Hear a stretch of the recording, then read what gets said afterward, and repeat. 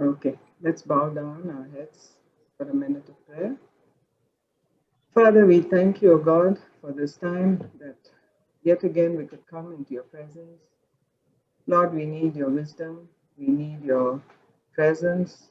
Spirit of the living God, fall afresh on each one of us. Fill us with wisdom and knowledge and the power to overcome and understand what you want us to learn today. Father, we need you, O God, because without you, we are nothing. In Jesus' name. Okay. Um, Today we'll do something different. We'll start with a quiz. Okay. Um, the thing is, we each of you can answer. You can write your answers. Okay, in the chat box. Anisha will see. I mean, whoever gets it first. All right. Anyone can answer. And everything is related to self-control. All the characters in this are related to self-control. So that's the clue. And if you can't get the answer, I'll keep giving you clues until you find the answer. All right? Are you all ready for it? Okay. It'll be like a little riddle, or I don't know what to call it. Okay, I'll just give you some clues and you guess. So the first question, there are two answers to this. So one man stood gazing while the other man ran for dear life. So that's the question. One man stood gazing while the other man ran for dear life.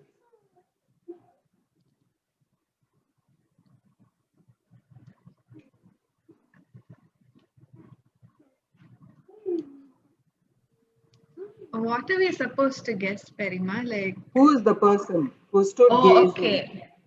Okay, who is the one who stood gazing while the other ran?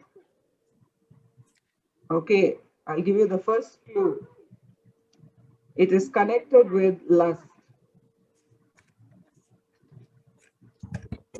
Oh, Joe.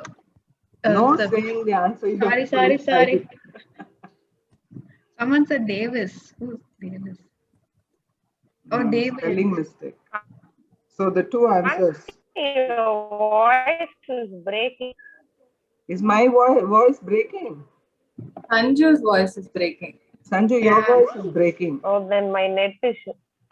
Okay, if you don't, Oh, another thing, if you cannot write, okay, if you're on a phone or something, then you just write it down somewhere, or you just, if you know the answer, then you can write it down perhaps somewhere, and then you can honestly tell whether you Perima, are got we it or not. supposed to send it personally to you No, or no, for no, no, no. everybody to see? In the general chat, because I'm not going. I don't know how to open the chat and see. So Tanuka will see who got this answer. Okay. Oh, okay.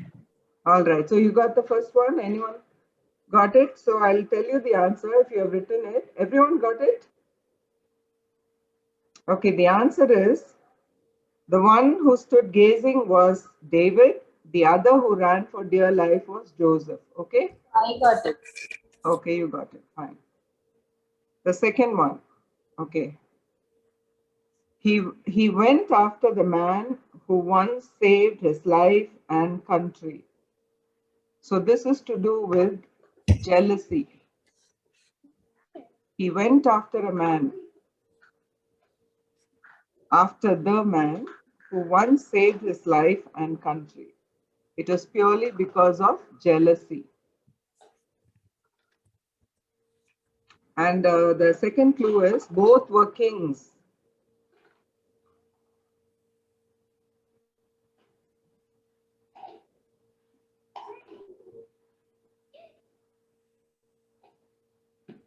Ria got it. They are God. Okay. The answer is Saul, and the one he was running after was David. So the point goes to Ria. Okay. Next. Did not open his mouth, though beaten black and blue.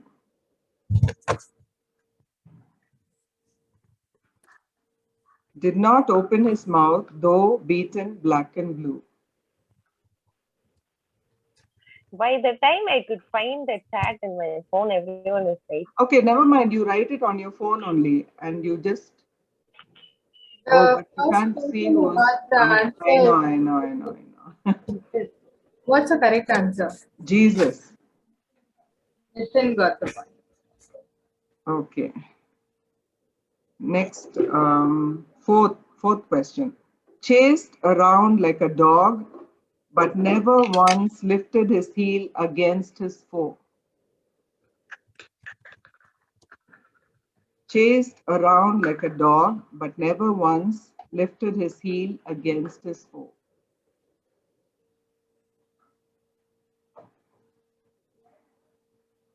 Did you all get? Okay. The answer is King David. So I wrote David with a spelling mistake. Does it count? Yeah. Same thing, no, David only. Ah, okay. Whoever got it first, even if there's a spelling mistake, it's okay. I get it. Okay. Next. Wronged twice. Okay, wronged twice, but showed love when met with droves of cattle to appease his anger. He was not appeased by the droves. Can you tell it again? Wronged twice, but showed love when met. I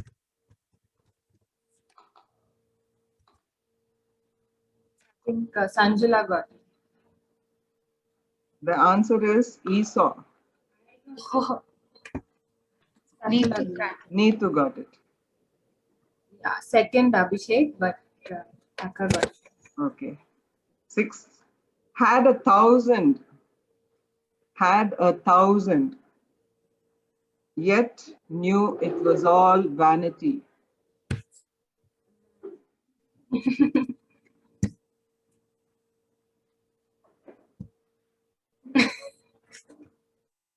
Had 1,000, yet knew it was all vanity in the end. What's the answer? King Solomon. Abhishek got it. Okay. Next. Lust for power and sex left him hanging on a bough. Anna? Bough. Oh, no. Lust for power and sex left him hanging on a bough. Got it? What is the answer? Absalom. Yeah, I got it. Wait. Oh, you got it first. Okay. Who got it? Okay. His name meant fool. He showed no restraint. He was an arrogant man. He was known for his arrogance and ingratitude to his very protector.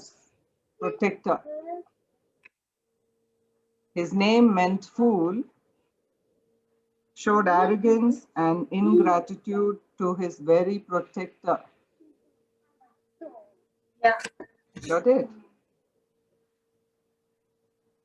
The answer is Nabal. That point goes to me, no? Okay.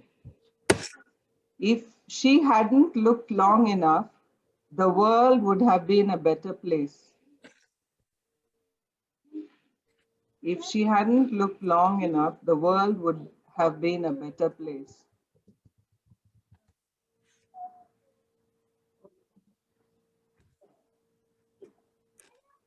The answer is Eve. Okay, next question.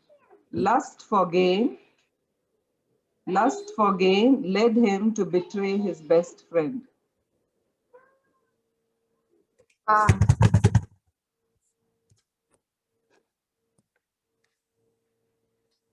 Got it? That was Judas. Then And the last but not the least, this is a very long question, so wait till the end. Don't write the answer, okay? Till the question is fully said, wait. if there was a Christian Hall of Fame, there would be perhaps one who would be unanimously elected the best. Let me tell you about his accomplishments. He wrote 13 of the 27 books in the New Testament. Almost half of that he's considered the most influential theologian of all times. He's the greatest missionary the church has ever produced. He went on 30 mission trips, traveled about 10,000 miles, which lasted over several years. He visited more than 50 cities in those travels and preached the gospel to the Emperor of Rome. So much so, after a few centuries, the Roman Empire that used to burn Christians at the stakes officially adopted Christianity as its only religion. He boldly proclaimed Jesus to the Gentiles so that Christianity became a worldwide faith. And because of his influence and because of his impact, today many have put their faith and trust in Jesus. Who is this? Paul. Yeah, Paul, right. Okay, so let's see. Let's see the So score. on the score, Yeah, I got 4. okay. I got 3. Hmm. Nitin came third with 2. Okay, And Ria and Abhi came fourth. very good, very good. Okay, so good, everyone. Okay, nice. All right. Who got Paul? Me. Anaka. Okay, but everyone wrote their answers, right? It was maybe a little later, but But the Paul thing was very obvious from the time he said he wrote 13 books. yes, that's right. Okay. You know what was the secret? If you just ask Paul, you know, what was the secret to his success? Paul, how did you do this? How did you do it? How did you accomplish all that? Well, he would humbly say, by the grace of God, right? He would say, by the grace of God, I am who I am, right? He would have said that. But you know, we find in Paul something that is really, that's a trait that marks every successful Christian. I mean, successful not in their business or anything, that also, but in their Christian life. If you see any Christian leader, and you see if they have won the race or if they have completed the race successfully, it would be only because they had this one trait called self-control.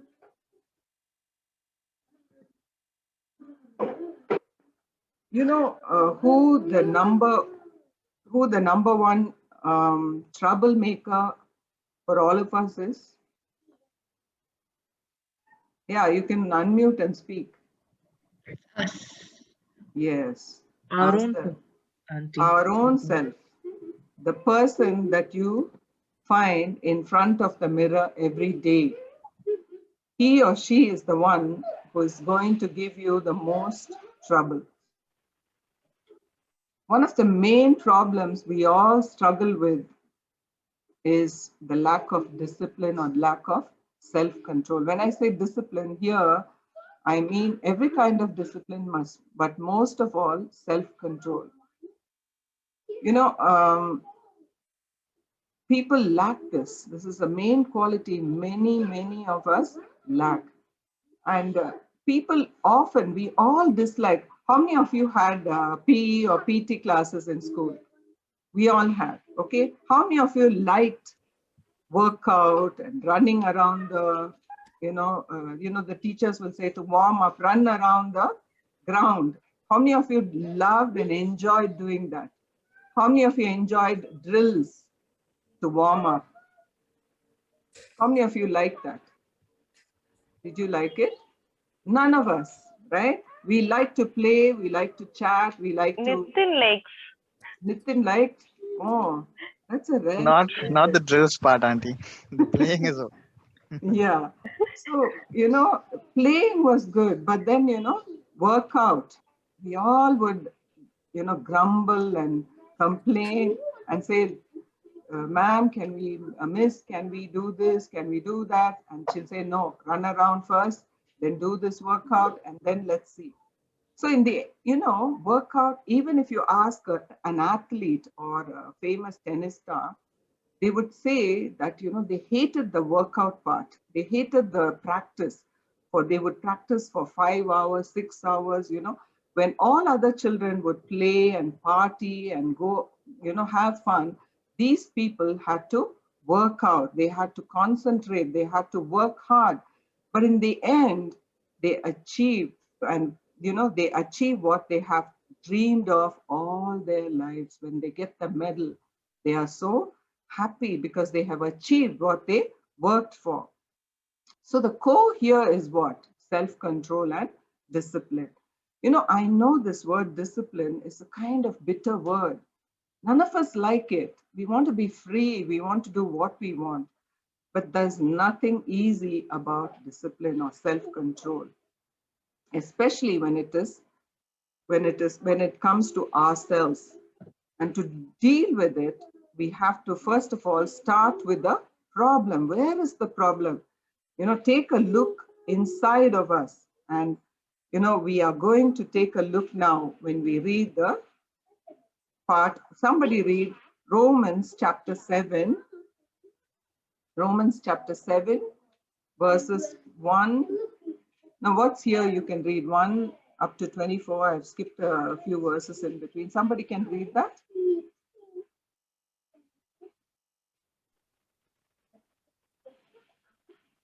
The one on the screen, Auntie. The one on the screen you can read. Okay. I know that nothing good lives in me, that is in my flesh, for I have the desire to do what is good, but I cannot carry it out. Continue. For I the good in the evil I do not want to do. And if I do what I do not want, it is no longer I who do it, but it is sin living in me that does it. What a wretched man I am. Who will rescue me from this body of death? Now, Paul says, nothing good dwells in me. That means in my flesh. Now, listen, I'm going to paraphrase this and I'm going to just listen to this, okay? I'm going to paraphrase the whole thing. What I don't understand about myself is I decide one way, but then I act another, doing things that I absolutely despise. I realize that I don't have what it takes. I can will it, but I can't do it. I decide to do good, but I really don't do it. I decide not to do bad, but I do it anyway. My decisions don't result in action. Something has gone wrong. Deep within me, it gets the better of me. So that's the definition of me. That's me. That's each one of us. That's everyone in the planet. We all want to do the right thing, but we end up doing the wrong. What is your problem? What is my problem? You each know what you're struggling with. All of us have issues, core issues. Some it could be temper, some impatience, some it could be sex, some it could be lies, telling lies, being honest, and some it could be a filthy thought life, and for some it is, overeating. Each of us struggle with some area or the other. We all have skeletons, but the problem is the skeletons always do not stay in the closet. You want to do right, but you do wrong.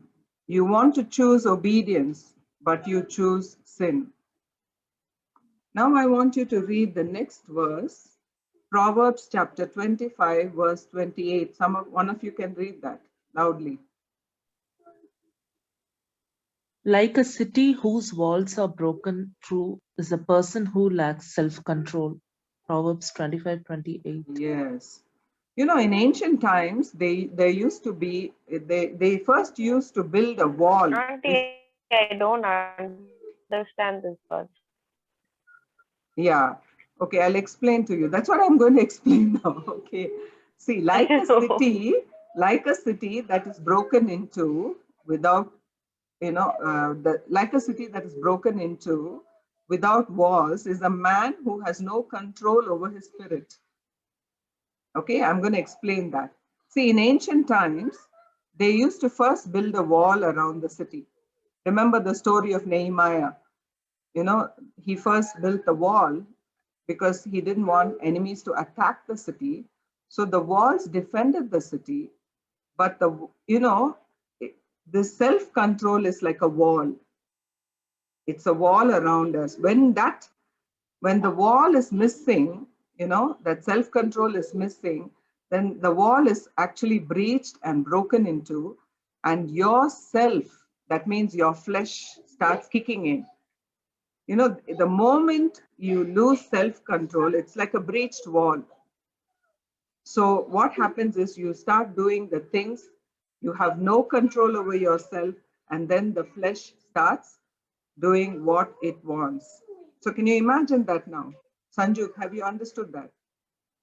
So the wall is the self-control that you have. It represents that. So once it is breached, Yes. you do what you want to do or what you feel like doing. You have no control over yourself. And it will happen most times that you even want to imagine. And then you end up saying, why on earth did I say that? Why on earth did I do that? Why did I do that again? I know better. The toll it takes, sometimes it takes a long time to recover. For example, if two friends or parent and child, you speak the things you don't want to speak, and then you throw words at them, then it is very difficult to recover, and it takes time to heal, and it takes time to get back. So that, once you do something, then the damage is done. So we all because we have lost that self-control. Now, having admitted who we are, I told you in Romans 7, who are we?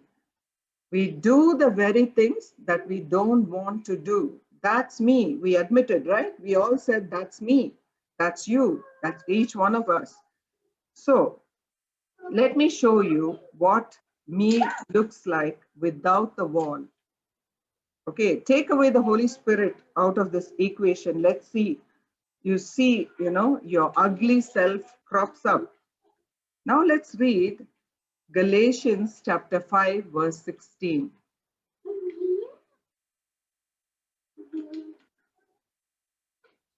Okay, come on, let's read. So I say, walk by the Spirit, and you will not gratify the desires of the flesh. For the flesh desires what is contrary to the Spirit, and the Spirit what is contrary to the flesh. They are in conflict with each other, so that you are not to do whatever you want to do. Whatever you want. Whatever you want. Okay, the flesh is always, see, this is the flesh, this is the spirit. They are, in conflict with each other. They are not gelling with each other. There's some conflict going on. There's the Holy Spirit, then there is you, the flesh. So there is always conflict that is going on. And the flesh is in battle against.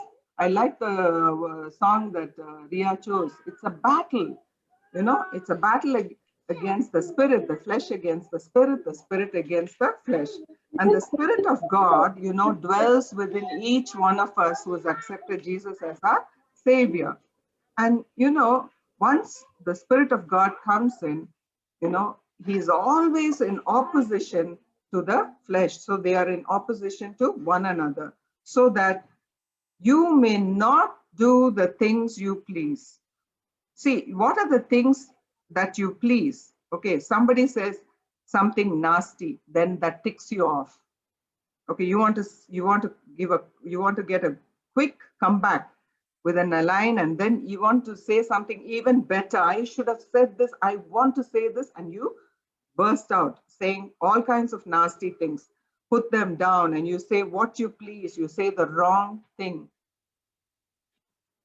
Or you're tempted to do the things you're not supposed to do.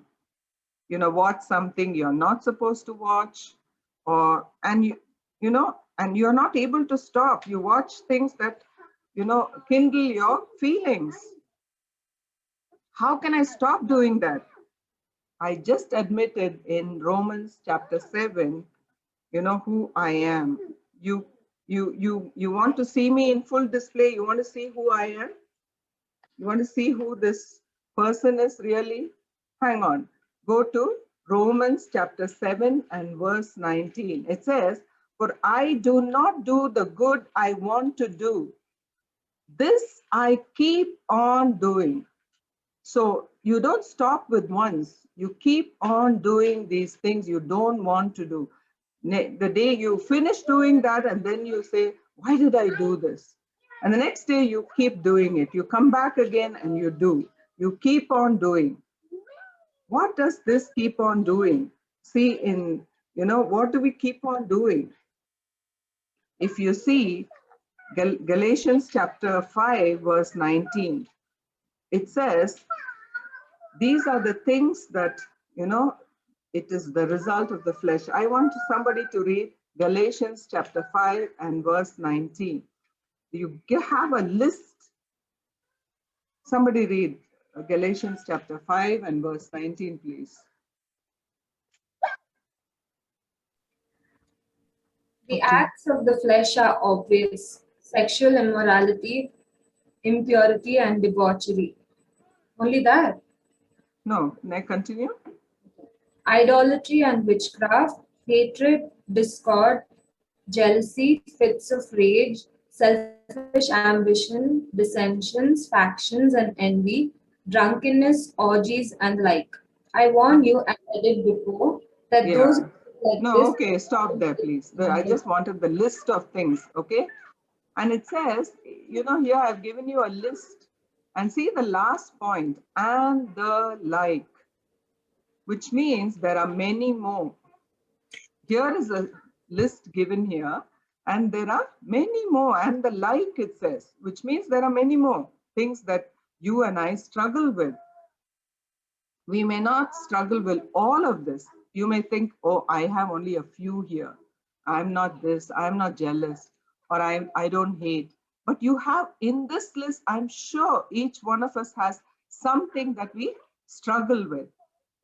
But, one or two maybe, or even 5, okay, the least. This is what happens when you're trying to get your own way all the time. For example, when you want to eat something you're not supposed to eat, and then you say, you just do what you want. Then the next time you'll do the same thing. Do you understand? But that one time you say no, it gives you the strength to say no the next time. When you keep on, you let it happen. Okay, you don't watch this, you're not supposed to watch it. And then one time you say no to it through the power of the Spirit. You ask the Lord for help. You cannot do anything by your own strength. By God's help and by God's grace, you say no, and you get the strength the next time. You may fail 1 or 2 times. It's not that every time you're going to say you're going to overcome, but you get strengthened each time. You see these, what happens when you're trying to get your own way all the time? You see, especially among young and old alike, what results when you don't have self-control is cheap, loveless sex. You see it all around you. Stinking accumulation of mental and emotional garbage. Religion without the power of God. Cutthroat competition you see all around you. All consuming yet never satisfied want. You are never happy with what you have, or what, there is a constant want in you. Brutal temper, lopsided pursuits, making everyone into a rival. You think everyone is your enemy. You imagine uncontrolled addictions. You know, these are I have just given you an ugly catalog of all the work of the flesh. These are all work of the flesh. We all struggle in one or two areas. And I could go on and on. That's how most, but we all, you know, the young and the old alike in this world at this present time say, everybody is like that. So what? Everybody is like that. You know, we don't need to have a holier than thou attitude. Everybody is like that. This is the common thing we all see around us. But you know, all the theology, all that we know, all that we have learned is not going to help us, actually. It's ugly, it's sinful, it's pretty pathetic place to be in. If you're in one of these, you're caught in this, it's a pathetic place to be in. But it doesn't stop with that. Thank God it doesn't. Thank God. God doesn't say, you know, God doesn't say, hey, come on, just do your best, you know, go out there and tell the people about Jesus. He doesn't say that. I'll bless you anyway. You live whatever you want, the way you want to live. I'm just go tell about Jesus and I'm going to bless you. He's not saying that. No, no, no. That's not it at all. Yes, we are helpless unless the passage continues. I'm so glad after all this list, God doesn't say, yes, everybody struggles with it. So what? No. You know, I love that word, but the fruit of the Spirit. Thank God for this but, you know, otherwise we you know, that but, how great is that? That's like a rescue in a sinking ship. When the fruit of the Spirit is love, joy, peace, patience, kindness, goodness. Oh my, what a great list from that previous list. Gentleness, and I love this one, self-control. Oh my, gentleness, and that, you know, there it is, self-control. And that God doesn't stop reading with Galatians chapter 5. There is a 20th verse here. I thank God that it doesn't stop with that list. But the fruit of the Spirit. Without that, we will all be sunk. We'll all be sunk. Do you see it? Do you see it now? Self-control, it's the fruit of the Spirit. So there is 9 fruit of the Spirit. And one is self-control. So if self-control, you know, is a fruit of the Spirit, and when the Spirit is operating in you, the work of the Spirit is in control. He dominates the flesh. Thank God. He will dominate your flesh. If you allow him, if you allow the Spirit to work in you, he will dominate that flesh. You're not going to sink anymore because you're allowing the Spirit to operate in you.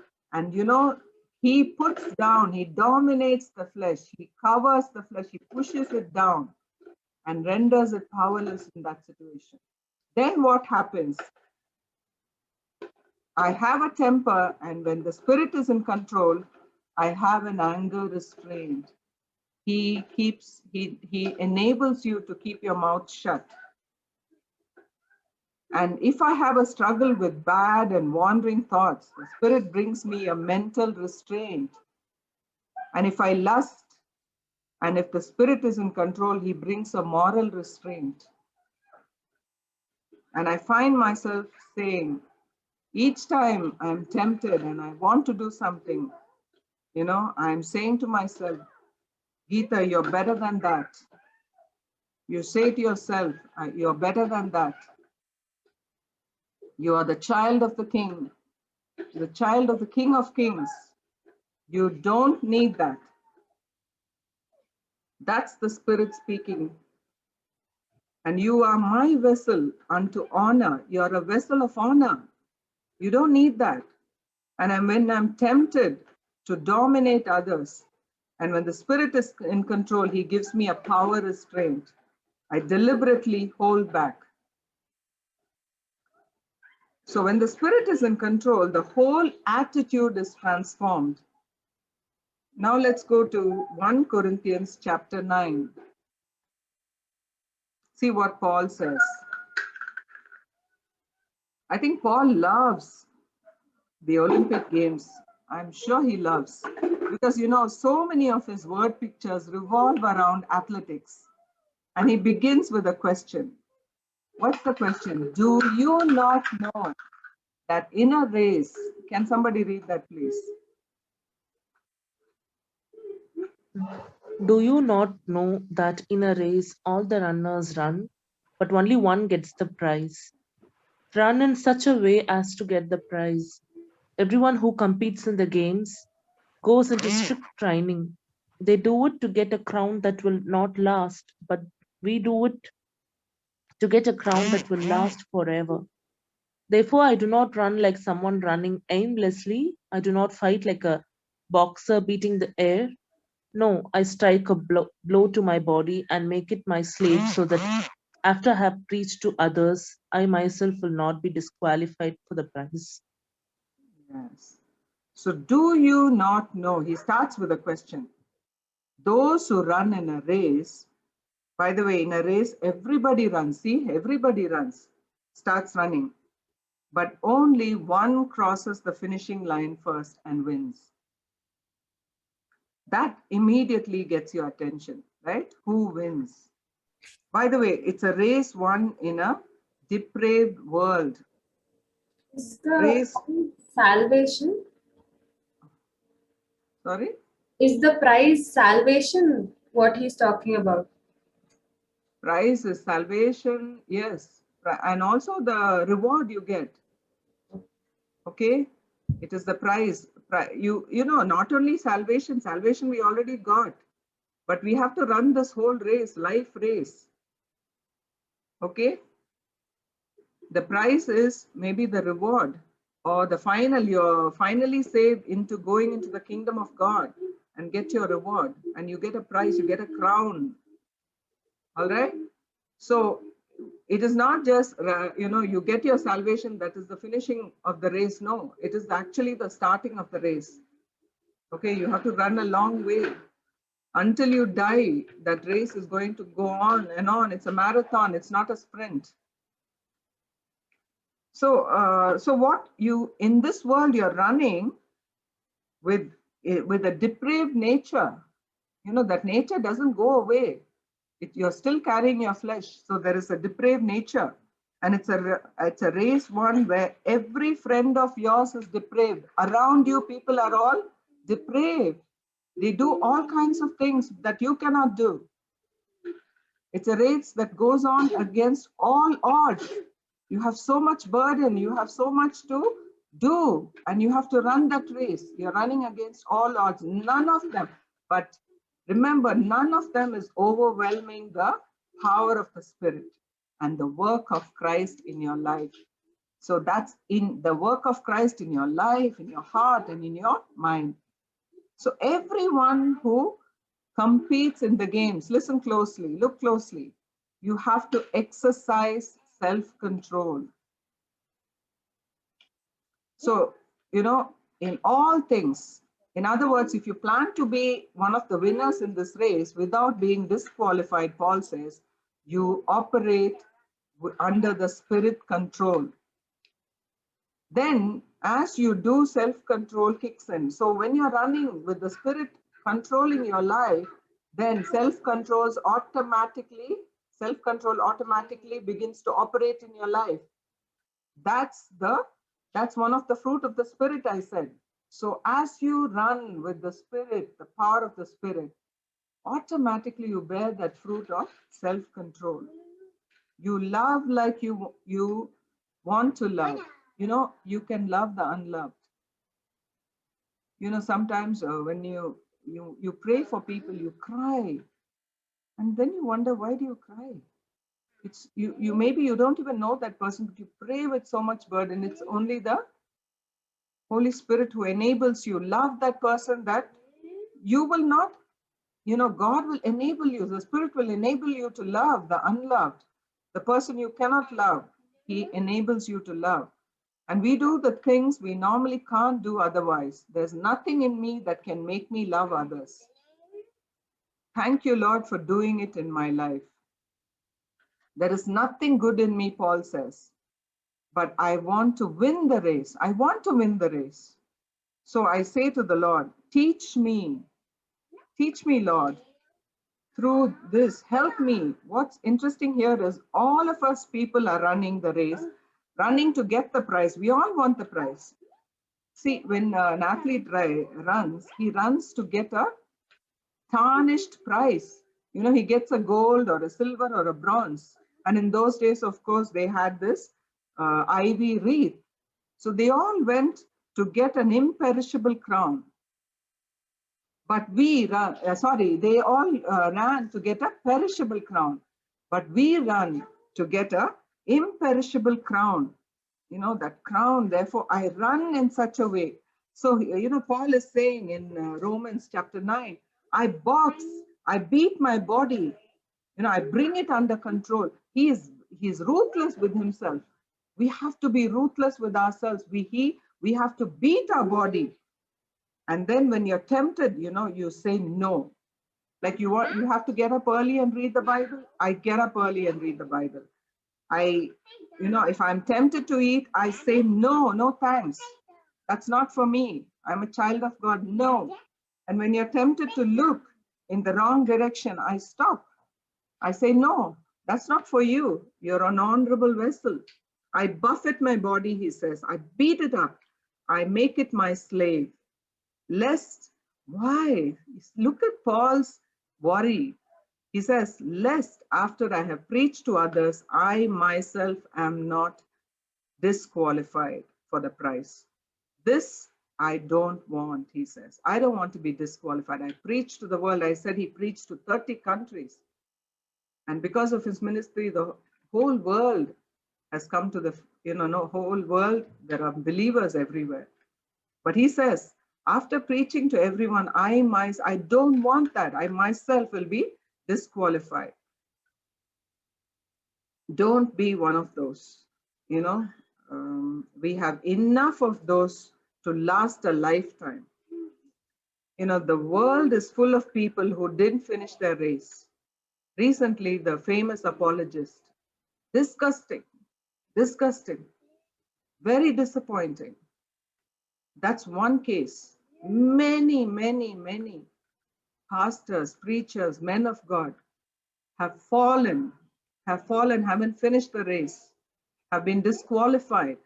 I don't want to be one of them. God, I don't want.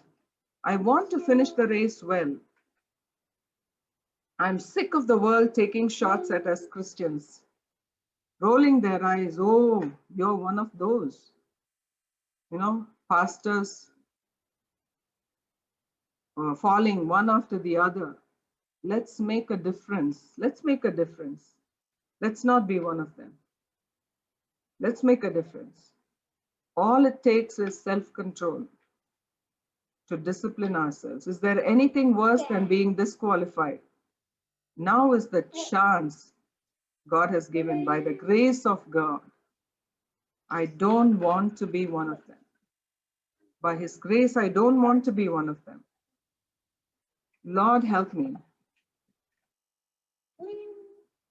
So now, what is the key? How do I get this fruit? You know, imagine a branch detaches itself from the main vine or the main part of the tree. One branch, it just gets, it just snaps. Go to that same tree after a few years, a few days, you see it starts withering. You have to be attached to the vine. He said, without me, you can do nothing, Jesus said. I am the vine and you are the branches. If you remain in me and I in you, you will bear much fruit. And apart from me, you can do nothing. In the world, you may be successful, but in God's kingdom, without him, You cannot have this fruit unless you're attached to the vine, Jesus Christ. You can, I wish I could tell you, you know, there are shortcuts to having self-control. 10 steps to self-control, 5 steps to self-control. I would love to give you such tips, you know, but there is none except abiding in Christ. He is the only one. Unless the sap flows into the branch, it cannot bear fruit. And the fruit is important here. All the fruit we need, kindness, goodness, joy, peace, but we above all need self-control. How do I do that? Only by abiding in Christ. Let's pray. Lord God, you are the one who called us. You are the one who made us like we are. But you have given us your sovereign spirit to live within us, to win this war against the flesh. One moment at a time, Lord. I pray, Father, that the race we have begun, we will end with honor, humble to the glory of our Savior, Jesus Christ.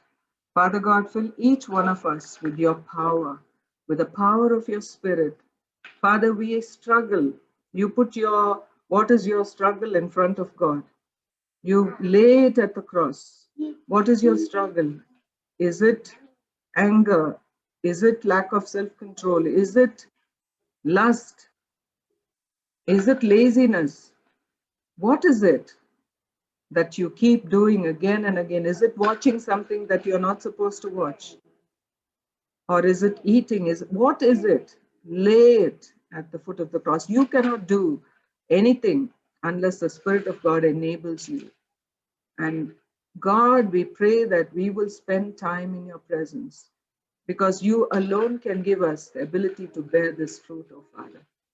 Thank you, Lord, for giving us your word and giving us the key to unlock, Father, your blessings that abounds in our life.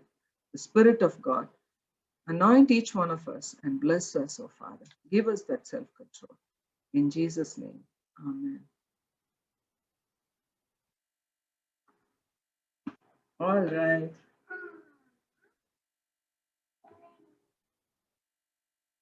So, you have any questions? Or all of you are muted. Auntie, in the sins column, there was also this word called word cleanliness. So in which context it's written, as in cleanliness of the body? In what? In the fruit of the Spirit? No, not there. You showed us a list of Sins. sins, yeah, kind of. 1 second. The long list. Yeah, 1 second.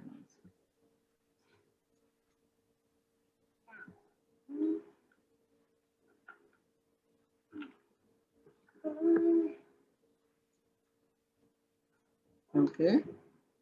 Sorry, the uncleanliness, yeah. Uncleanness. Uncleanness, yeah. Uncleanness. Yeah. It's all about, of course, you have to be clean also, but it is all about the work of the flesh. Okay.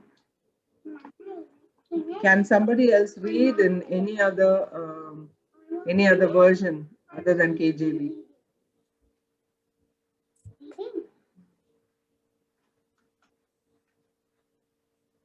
Can someone read any other version other than KJV?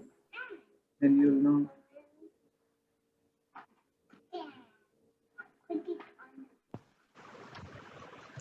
Which version do you want, Auntie? ESV is okay? Yeah, ESV is also fine.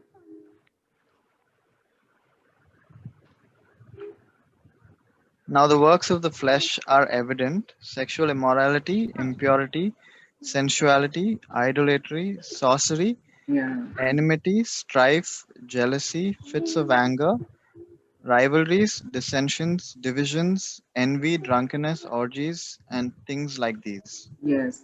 So obviously, Pratibha, it says impurity. Okay. So of course, I also agree that we need to be physically clean also around us. We need to keep ourselves, but we need to, because when you see the Old Testament law, God gave very clear instruction where the toilet should be, how we should, after excretion, how you close it, and how you should keep everything clean. Everything is about cleansing. So physically in the Old Testament, they taught us how to be clean.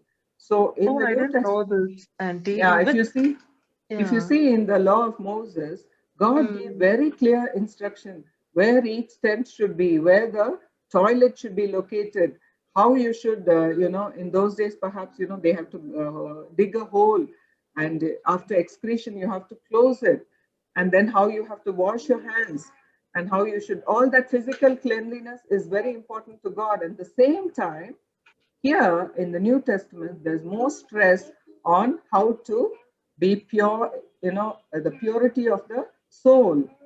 Of course, because many times the Pharisees attacked him saying, why your disciples are not washing their hands? He said then, how much more it is important to be pure in your heart and in your mind. So he talked about that kind of purity. Okay, but for God, even the physical purity is also important. If you see the Old Testament, It's not as important as spiritual. yeah, it's important. So in the New Testament, the focus is more on your heart, pure heart. Sanya joined. Hi, Sanya. We just finished the study. Thank you for joining in. I can't see her. What do you mean by disqualified from the prize? Disqualified is, for example, you have, perhaps a sin has pulled you down and you fell and you have fallen away from God, and then you're not running the race. Anytime you fall, you come back to God, you ask for forgiveness, you turn away from that sin. Jesus, whenever anybody was caught in sin, he would say, he always had compassion on them, and he said, come, but he always said, go and sin no more. So you can continue the race. You can, you don't have to just go away from God just because you sinned once. Get back and start running. It's like, a little child is learning to walk. The father will not, just because the child fell once, he will not just throw off the child. He'll keep, picking up the child up, putting him back on his feet, and encouraging him to walk. So you fall, you rise up, you walk. So that is the race. The father is not going to be, going to condemn you and say, now stop running, you have sinned, get out of the race. So No. when do you get disqualified? Disqualified is when you walk away and you keep on sinning and then you never turn to Christ, and then you lose the race, you're disqualified.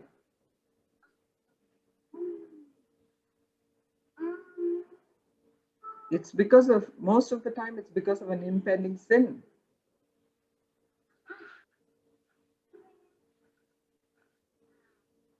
There is all, till your last breath, there's always a chance to repent. So, even if you have fallen and even if you have gone off track, come back and run.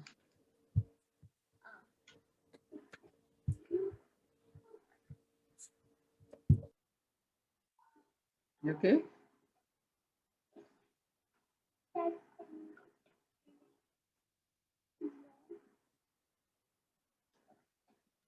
Abhishek, you have anything to say? Or Sanya? Nitin? Not a question, Auntie, but really nice presentation. Oh, thank you. Praise God.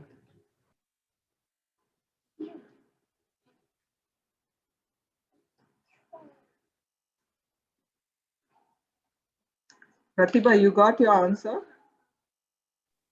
Yes, Auntie. It is clear? Okay. So the next time we'll do jealousy and envy, and then we'll move on to what Pratibha asked, prayer and fasting. Okay, Pratibha? Okay, Auntie. Yeah. Because the fruit of the Spirit, you can do each and every one, but then it's the same principle. Okay, so so one today we did one, the most important one. Everything is important, but you can apply the same principle to all the 9 fruit of the Spirit.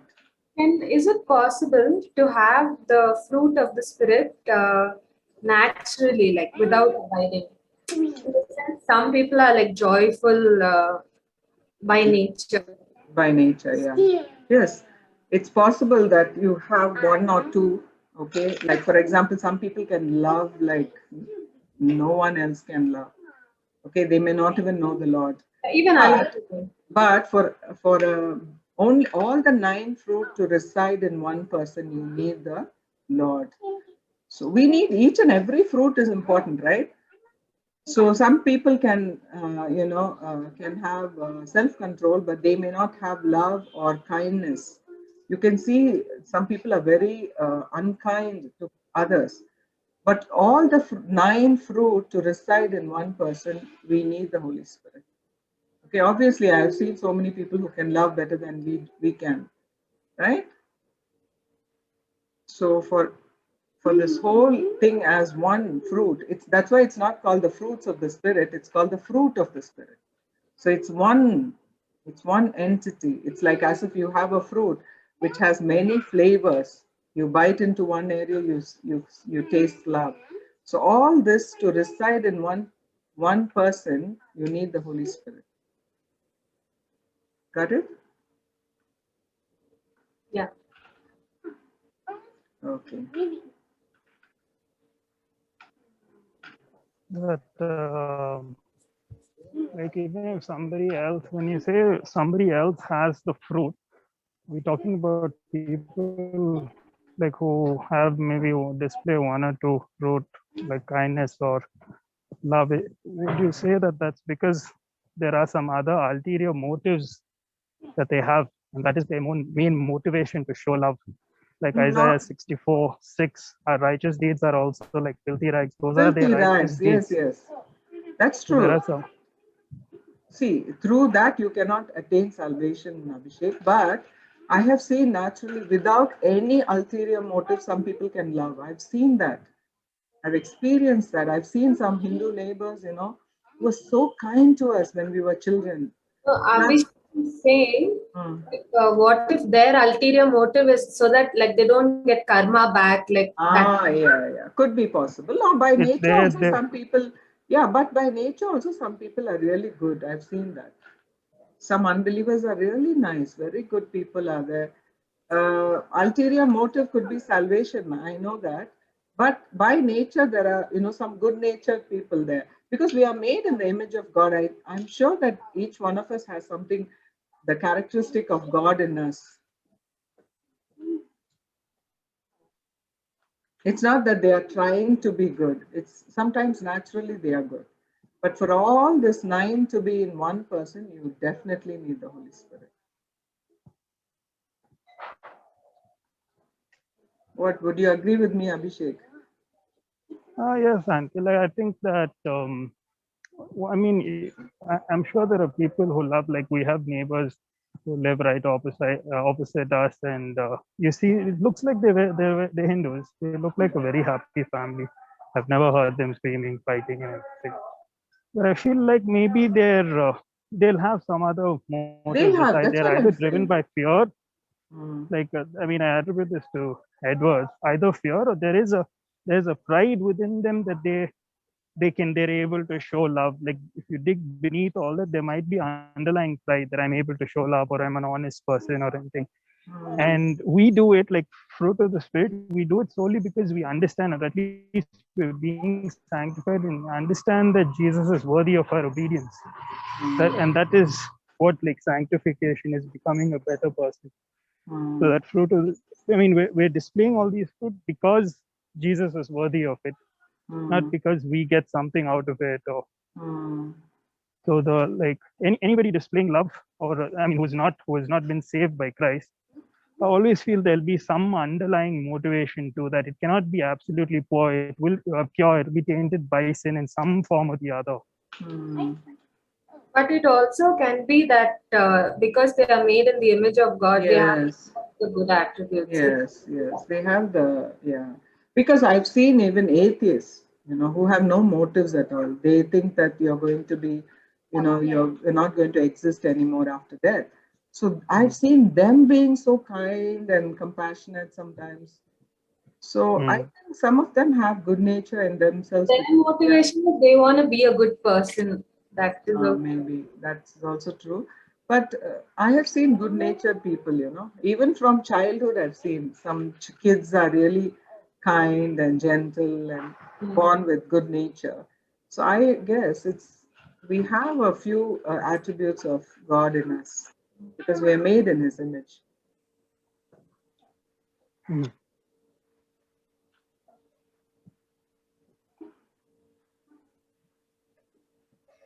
Yes, nice to think about these things. Yes, we need to.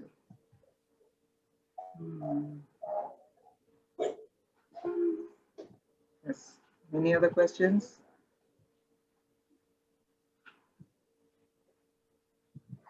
Okay, if not, so we'll meet again with jealousy and envy next week.